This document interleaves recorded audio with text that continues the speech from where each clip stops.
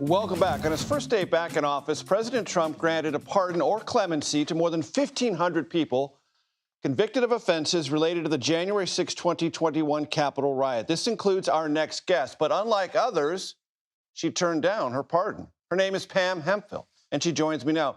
Pam, it's great to have you with us. Thanks for joining me. Why did you turn it Thanks down? for inviting me. Why did you turn it down? Well, because I don't want to be a part of Trump's narrative that the DOJ is weaponized against him and all the J6ers because it's propaganda. It's not true. Who wants to be a part of that narrative?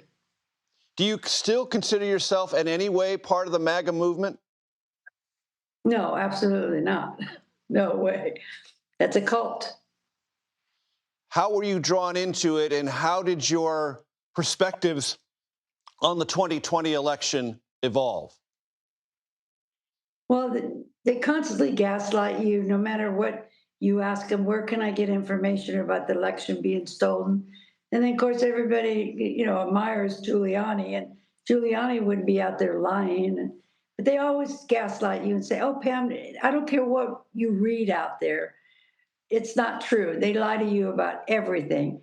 The Democrats want to turn this into a communist nation. And the deep state, they talked a lot about the deep state, which I know now the deep state is Project 2025. But they just gaslight you over and over. And you start second guessing your own thoughts, your own feelings of how you feel about it and what you're thinking about it.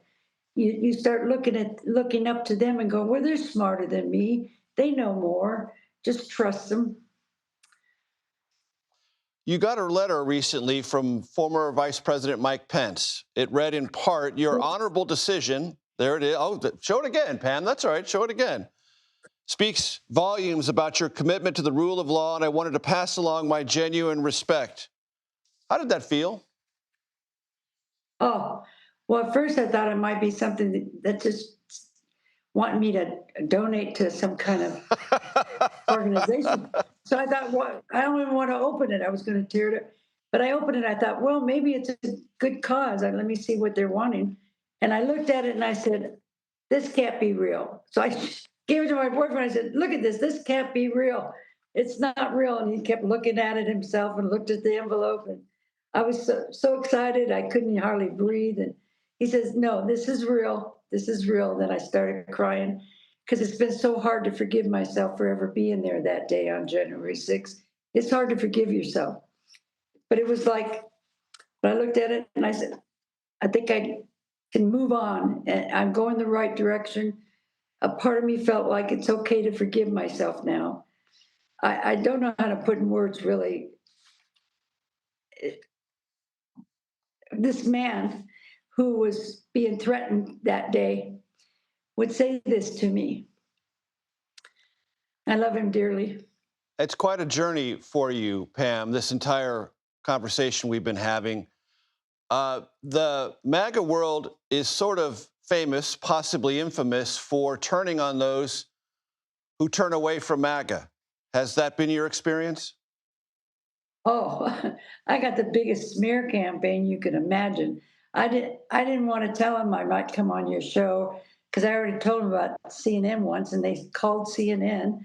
They call everybody and say, "Don't platform her. She's a liar." I'm going back and forth with Tario right now, the leader of the Proud Boys, because they're put out a smear campaign. But I don't care. I'm putting a light on their lying propaganda and they don't like it. Well, too bad, because somebody needs to speak out and tell the truth about what really happened on January 6th. And they're going to stay a victim as long as they can keep getting money, and they got those gift sending goes. And yeah, so I don't care. Pam Hemphill, I appreciate your Let them time. do it. I appreciate your time very much. Thank you.